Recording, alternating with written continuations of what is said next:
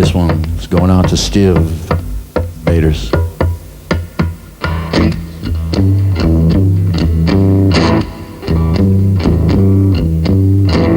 I gotta get out of here. I gotta get out of this little room. Go out. Night clubbing.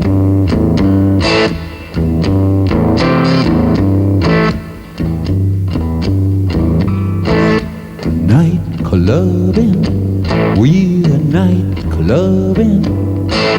We're what's happening. Night clubbing, we're night clubbing, we're an ice machine. We see people, brand new people, there's something to see. Night clubbing, we're night clubbing. Oh, isn't it wild?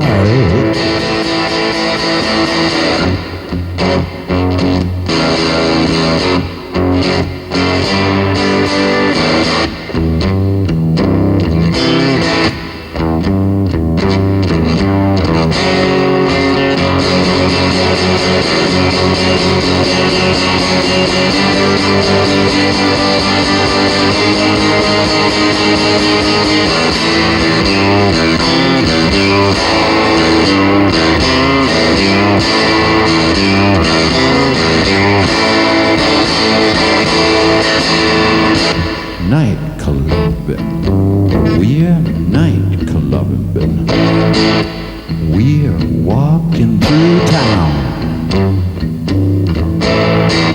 Night clubbing, we're night clubbing, we walk like a ghost. We learn dances, brand new dances, like the nuclear bomb. When we're night clubbing, bright white clubbing. Oh, isn't it wild?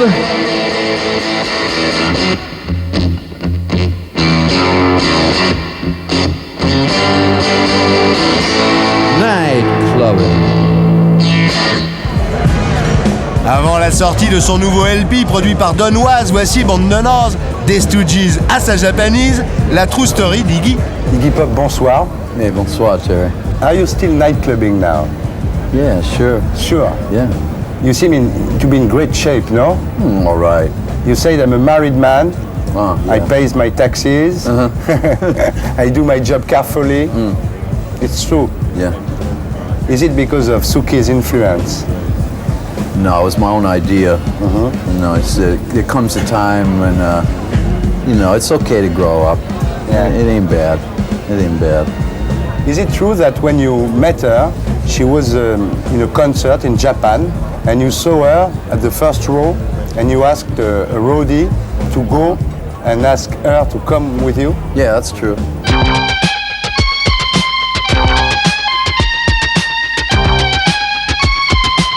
Why? Why did you do that? There's something in her eyes. You know, I like to look at people when I work anyway. Yeah. And something living in there. Yeah. Some character, you know. Yeah. You were fed up with different girls every night, and Yeah. asking $40 for the cab and leaving you diseases. I think it's kind of silly and not in the best of taste to always be out looking for affairs. Yeah. So now you are like John Lennon was. You live in New York with a Japanese girl, and you are quite home guy. You are very straight, no? I'm pretty straight. I'm not like I'm not AA or I don't have a rule like I never. This is wine. Yeah. You seem know. to be in great shape. Yeah. You play golf? I play with my dad, Yeah. just as something, we're both men and he's a lot older than me, Yeah. and so when we get together, we don't really want to sit and chat. You know, like, oh, hi, nice to see you. So we play golf for something to do together. Is it true that your dad has always songs ideas when you play golf with him and he says, Yes. I've got an idea, and you say, no, Dad, no, no. Yeah, he's constantly trying to sell me his song ideas. Yeah. And you play golf with your son Eric? No. No, but I see Eric a lot when I go to Hollywood. He's a Hollywood kid. Yeah. He sings backup on one of the songs on my new Yes, record. he sings on the Undefeated, on Yeah. the new album Brick by Brick. Yeah, with about 15 other guys. Yeah, You know, yeah. it's like a bunch of guys. You said about your new album, it is the most articulated thing I did since The Idiot in '77. Yeah. Yeah. When I did The Idiot, Yeah. David Bowie composed all the music, Yeah. most of the music for that. And I was working very hard just to concentrate on the lyrics. And this time I put as much work into the lyric and also wrote the music. Yeah. It just worked harder, basically. Yeah. You know, simple as that, really. You have two guys from Guns N' Roses too, no? Uh-huh. Yeah. And you sing a duet with on Candy With Kate Pearson. from Yeah. B-52. Mhm. Yeah. Her voice kind of flies like an airplane, like a B-52, I guess. On this album you play guitar too, no? Yes, for the very first Yeah. time. I always wrote on it before, but my style's very raw, and I always hired more professional people. And this one I sort of had fun playing with each different guitarist that guested, and it felt more real, because often the singer in the band is often in a frustrated position. Yeah. Because he hasn't got the instrument, you know, and he has no control over, you know, what's going on. So sometimes it's really nice to pick it up and it comes from you. At the beginning you were a drummer. Yeah. And then when you saw Jim Morrison or Mick Jagger, you decided to be a singer. Well, I wanted to be a singer, yeah, but it was when I saw those guys that I was more pushed. Yeah. It was like, I can't wait any longer. This is ridiculous, you know. Yeah. When you were a kid, you were living in Ypsilanti, near Ann Arbor, near Detroit. Yeah. And your parents were living in a trailer camp. Yes. And is it true that you were playing drums in the trailer? This is true, yeah. But And where in the trailer? Well, there was a big bedroom Yeah. and master bedroom for them, Yeah. big enough for, and then a smaller bedroom for me. Yeah. And when I got my drums, they gave up their room. Yeah. Yes, and they moved all their things out of their room and gave me that room To allow you to play. to allow me to play. They're very, very wonderful people, Yeah. and they slept in a very, very small room, and they did that for 3 years, all through high school. And when I would play, everything would shake and it made a big noise. But they were always really good about it. They really lucky. At that time, you were rooting for the New York Yankees. That's Yes. true. Yes. I can't believe it. I really liked. They were a class team. You know, Yeah. they had everything. They had power. They had speed. They had brains, but they had a great personality. That team. They had a. And you even joined the Boy Scouts in that time. That's true. I was a Cub Scout, but Ah. I got kicked out of the Cub Scout for doing this with the rubber bands. You know, at the meetings. Is it true that one day your father and mother were listening Sinatra on the radio, and your father said, "Show business people are the aristocracy of this country"? You know, the entertainers are Yeah. the new aristocrats Yeah. of this country. Yeah. And I listened. And think then he you had a- decided to be a star. Well, I was torn between, I wanted to be a politician, very much, and I was really interested in that. But as I began playing, it was a lot more fun to play Yeah. than to sit around talking. And also, Kennedy was shot. And when he was shot, I think a lot of people in America became more cynical. Yeah. And sort of like, hey, wait a minute, something's off, you know? So it kind of put me off. And your first group was called the Iguanas, and that's why your real name is not Iggy Pop, James Osterberg. Yeah, right. And then you decided to call yourself Iggy. I had it was a nickname. Yeah. Other people called me that, and then finally I just gave up and said, Yeah. okay. And now I like it, you know. And how did you meet the Ashton brothers? Ron was in a local band, and he's a good bass player, really good. And his brother, I was a drummer. I was kind of one of the better drummers in town. And Yeah. his brother would just hang around and watch me drum. And finally one day he said, you know, I'd like to learn to drum. Would you teach me? And you started the Stooges. Yeah. You were influenced by the Kinks, the Who, the Stones, the Doors, Yes. but much more destroyed. No? And also by all the music that was coming out of kind of the Middle Eastern crescent. I noticed that some of the groups I like were using the American blues. Yeah. And I thought, well, that source is dried up. Let's go Yeah. farther from home. Yeah. And you were influenced by Coltrane too, no? Extremely much. Yeah, yeah, Extremely by Coltrane. I always, and also Shep and Albert Ayler. Yeah. And really those three were like the Trinity. And I always felt that I was trying to use my body the way that they would use their saxophone. Lyrically, in my singing delivery, it was more, you know, Jagger, Dylan, Lou Reed, you know, trying to emulate those guys who were my heroes. So you were the first punks. In '67, you are called the godfather of punk. I don't That's know. true. I don't know. But 10 years later, when the Sex Pistols sang No Fun, you had no group anymore at that time. No. Were you sad to be alone at that time and to have no group? I never sat around and thought, gee, I wish we were together or anything like that.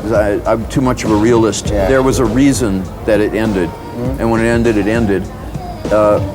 It's lonesome sometimes to be a solo. Yeah. It's lonesome. On the other hand, being in a group has a lot of tension to it too. Groups break up, Yeah. people die. Yeah. A lot of times somebody else gets the money. You know, Yeah. things happen. Yeah. So you were the first one to wear knit-on blue jeans. You were the first one to abuse I was the first your... one to rip my blue jeans. Yeah, But because- I didn't cut them first like other people do. You jumped on your knees. I was no? on my knees so Yeah, much yeah. that they started ripping, and I Yeah. thought, wow, that looks kind of cool, you know? You were the first one to abuse your body with glass bottles too, no? I only did that twice. Yeah. And it was not a happy experience. I Yeah. just did it because I was very, very disappointed Yeah. in that particular time, and it just happened. I was the first one to stage dive, Yeah. too. Yeah. I'm kind of proud of that because Yeah, you can be proud. a lot of people have fun doing that, you know. Yeah. Whee, you know. So your first album, the first Stooges album, was produced by John Cale, and he was like a babysitter for you because he let you do what you wanted to do, no? If we had tried to do what we were doing with nobody to justify it to the company, we would have had a mess. But they for some reason they trusted him. I don't know why. Is it true that he was during the sessions? He was dressed like Dracula. Yeah, that's it. He dressed like, well, not totally Dracula, but he wore in my memory, he wore a big long black cape with a big thing like this, and he looked pretty cool. And Nico would come to the sessions once in a while. Yeah, And- you were Nico's lover, no, at that time? She told you sex, I heard. Whatever, and she would knit. Yeah. You know, she would knit while we played this really loud music. Yeah. Your second album was Fun House, and then with the group, you went very down into mushrooms, cocaine, heroin, and it was bad trip for you. What is the worst thing you done at that time to find some heroin? Once I had scored some. I was in a rent-a-car that I hadn't paid for, and I couldn't take it where I scored it, and I was so anxious to take it. I pulled into a gas station and I went into the men's room, and there was an ashtray. You have to have something to cook it up in. Yeah. The ashtray was very dirty, and so a lot of dirt got in it, and I had a very bad reaction. It's very painful to talk about that kind of thing. Yeah, it's finished. Yeah.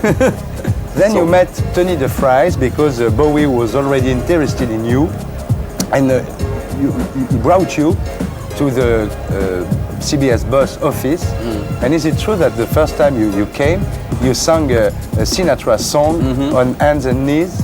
On his desk, Yeah. Got up on his desk on my Yeah. hands and knees and sang Shadow Yeah. Your Smile. A little bit of My Funny Valentine. Yeah. Yeah. Yeah. And then it went wrong because you didn't want to become a star. When you saw David Bowie at that time, you didn't want to become like him, no? That's a pretty fair statement. Yeah. I respected him, but I had something of my own that I really, really wanted badly to do.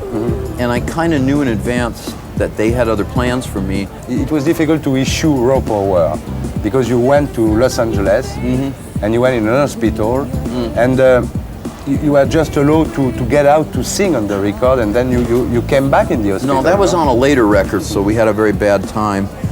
The only thing we managed to record was an album called Kill City, and that was the one where I did the vocals on the weekend because I was in a hospital. Yeah. Which was basically, I did it for my own good, Yeah. because I realized You were not able to manage yourself anymore, that's it, no? To take care of yourself. yeah, that's Yeah, right, I didn't know yeah, how anymore. yeah. I'd lost the ability. Yeah. So, Like a lot of people, I think. Yes. Yeah. In 1976, you went to Berlin with David Bowie to finish The Idiot, Yeah, that which you had begun in Hérouville in Yeah, France. Hérouville, right, yeah, uh-huh. And you had good time there. We had a very- Sausages, rock and roll. It was a big, it's a big city physically. Yeah. It's huge. Yeah. And it was built for a lot more people than lived there. There weren't Yeah. that many people there then. It was real empty. Of course. And the people that were there, they were very fringe, very on the edge of life, and a lot of draft dodgers, Yeah. people running away from the army. A lot of students and leftover strange artists. Nightclubbing was in Berlin. Nightclub, no, I wrote that before I got there. It was about, basically, I'd been on tour with Yeah. David, and I was just going out every night Yeah. with him, going out every night, disco, Yeah. every night, club. And so that was Yeah. the idea of it. It wasn't supposed to be on that record. The record was almost done, and him and me and a friend of his were up just goofing around in the studio, and he put on one of these rubber masks of a Yeah. very old man, and running around, and he sat to the piano and started to play kind of old man music, like Hoagie Carmichael. Yeah. And he's playing this music, and I flipped, and I said, that's great, because I've always had that, Yeah. I have the ability to recognize music in other people. That's kind of what I'm good at. And I just went, whoa, that's great, please, I can make a lyric, this can be great. And he was like, no, it ain't that good, but I talked him into it. And so we did it. And then he thought, well, the drum machine sounds too cheap, because Yeah. it was like a $98 Yeah. drum machine. Yeah. But I really liked the cut. We too. You said about Berlin that the wall protected the town from all assholes in the world. That's how I felt. Yeah. Especially because we had been, he and I had been living in Los Angeles. He was kind of more on the top of it, and I was Yeah. on the bottom of it. But in Berlin, it was the first town I'd been where people didn't just bend over and kiss rock and roll's ass for the wrong reason. Yeah. What did David Bowie brought to you? Turned me on to, I never really knew about ballet. Yeah, Nijinsky? He turned me on to Nijinsky and Diaghilev and the whole story of the Ballet Russe, the whole idea of artists from different discipline working together. And the whole idea, nobody ever said to me, hey, you could be a painter. Yeah. Because I would make these little drawings. Yeah. And you should paint. So he showed me how you prep a canvas, because he'd been to art school, and showed me. Every time he was there, every Yeah. time you had problems. And he's a very hard-working person, and that rubbed off, because I used to be pretty lazy, too self-indulgent. Yeah. And I thought, God, this guy works hard. This could be a good lesson. And what did Took a you long time to learn. What did you bring to David Bowie? I can't say. That'd be for him to say. I don't know. But without Iggy, no Ziggy.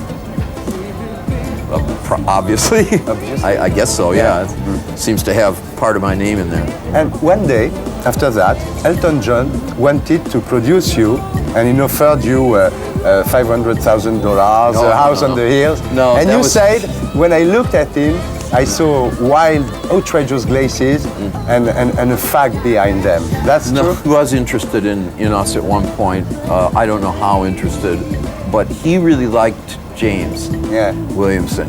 Yeah. He had a thing about James, and it never went anywhere. You know you're a legend. I'd just like to make a good song that Yeah. somebody likes. You think you could have been bigger without dope and drugs? I have no way to tell, but I mean, I'm bigger now than I was last year. Yeah. So, Yeah. I'm doing all right. Et pour être sûr de ne rien rater de Inarditube, abonnez-vous et mettez un pouce bleu.